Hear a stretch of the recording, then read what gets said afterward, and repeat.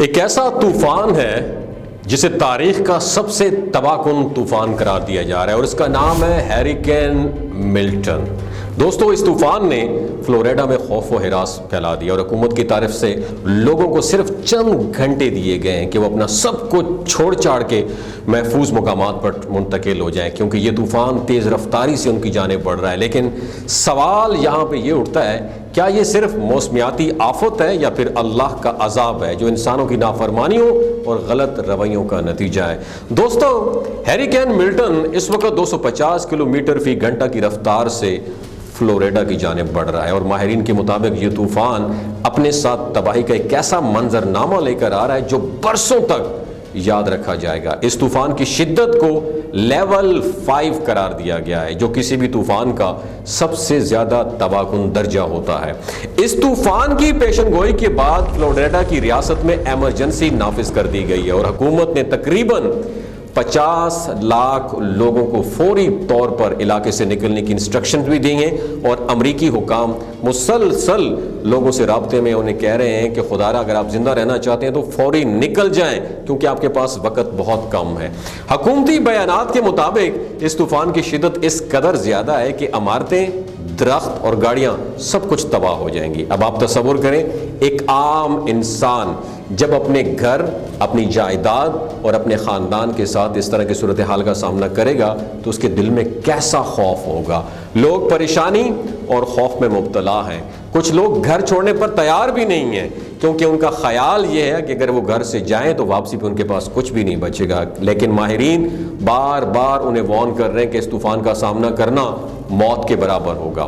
کئی خاندان اپنے گھر کی چھتوں کو محفوظ بنانے کی کوشش کر رہے ہیں اور کچھ لوگ اپنے گھروں کے دروازوں اور کھڑکیوں پر حفاظتی مواد بھی لگا رہے ہیں۔ لیکن ماہرین واضح طور پر یہ کہہ چکے ہیں کہ انہیں فوری طور پر اپنا جو ہے منسوخ کر دینا چاہیے ارادہ، اور عوام کو براہ راست پیغام انہوں نے یہ دیا کہ آپ کے پاس وقت بہت کم ہے، اگر آپ زندہ رہنا چاہتے ہیں تو فوراً یہ علاقہ چھوڑ دیں۔ دوستو، یہ صورتحال انتہائی سنگین ہے۔ حکومتی ماہرین اور عالمی میڈیا مسلسل اس طوفان کی شدت اور تباہ کاری کے بارے میں خبردار کر رہا ہے، اور یہ صرف ایک موسمیاتی آفت نہیں ہے بلکہ فلوریڈا کی تاریخ میں ایک نیا باب رقم کرنے جا رہے ہیں۔ لوگ اس وقت خوف و ہراس کا شکار ہیں اور سڑکوں پر بھاگتے ہوئے نظر آ رہے ہیں۔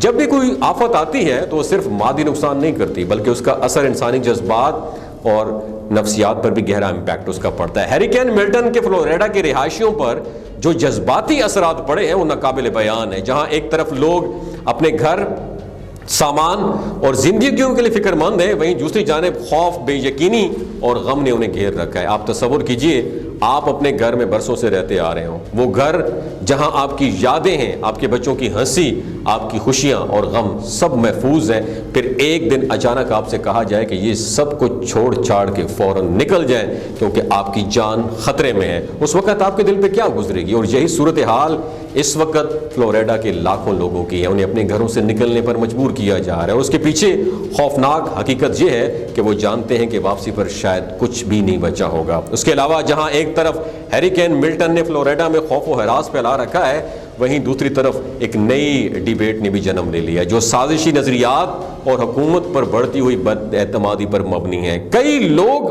اور خصوصاً وہ افراد جو حکومت پر اعتماد نہیں رکھتے، ان کا کہنا ہے کہ اس کے پیچھے پس پشت کوئی اور کہانی ہے اور یہ طوفان شاید کسی بڑے منصوبے کا پیش خیمہ ہو سکتا ہے۔ اور یہ باتیں سننے میں بڑی عجیب لگ سکتی ہیں، مگر کچھ لوگوں کا ماننا یہ ہے کہ اس طوفان کے پیچھے جدید ٹیکنالوجی کا ہاتھ ہے۔ اسرائیل اور فلسطین کے درمیان جاری کشیدگی کو بھی اس طوفان کے ساتھ جوڑا نتھی کیا جا رہا ہے۔ لوگ کلیم کر رہے ہیں کہ جب کبھی دنیا میں کوئی بڑا تنازع یا جنگ شروع ہوتی ہے تو موسمیاتی آفات یا تباہ کن واقعات اچانک سے بڑھ جاتے ہیں۔ شاید یہ طوفان جنگی مقاصد کو چھپانے یا بین الاقوامی توجہ حاصل کرنے اور کسی اور توجہ کو ڈائریکشن میں موڑنے کے لیے کیے جا رہے ہیں۔ لہٰذا یہ وہی بات ہے جس کی وجہ سے لوگ حکومتی بیانات اور وارننگز کو سنجیدگی سے لینے سے ہچکچا رہے ہیں۔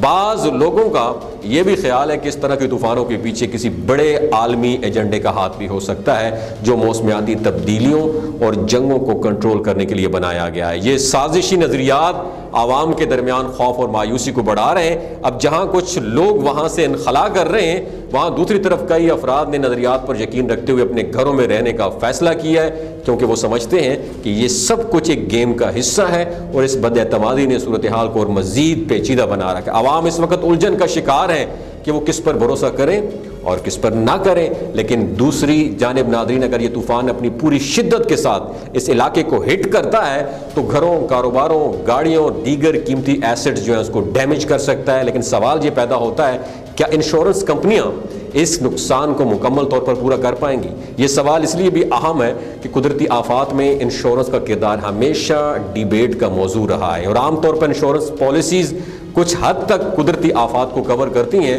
مگر ہمیشہ ان میں کنڈیشنز اور لمیٹیشن بھی ہوتی ہیں، اور بڑی بڑی انشورنس کمپنیاں اپنی پالیسیز اس طرح ڈیزائن کرتی ہیں کہ وہ مکمل ازالے کا نقصان کا ازالہ نہیں کر سکتی، خاص طور پر اس قسم کی قدرتی آفات میں۔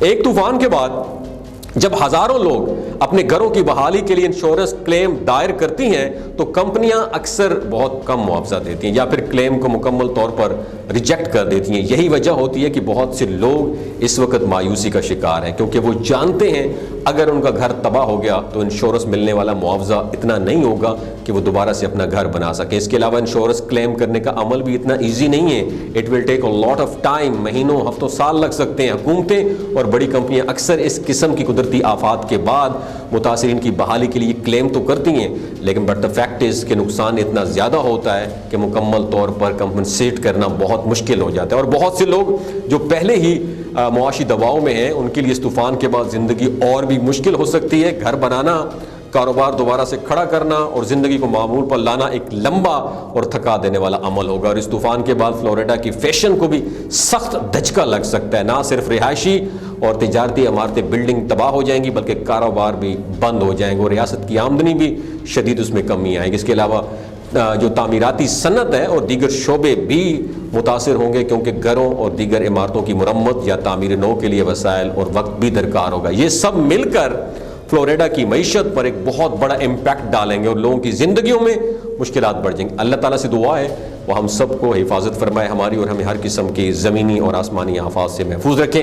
ہم سب کو اپنی جان اور مال کی قدر کرنی چاہیے، اور قدرتی آفات کے وقت فوری اقدامات کرنا ہماری رسپانسبلٹی ہے۔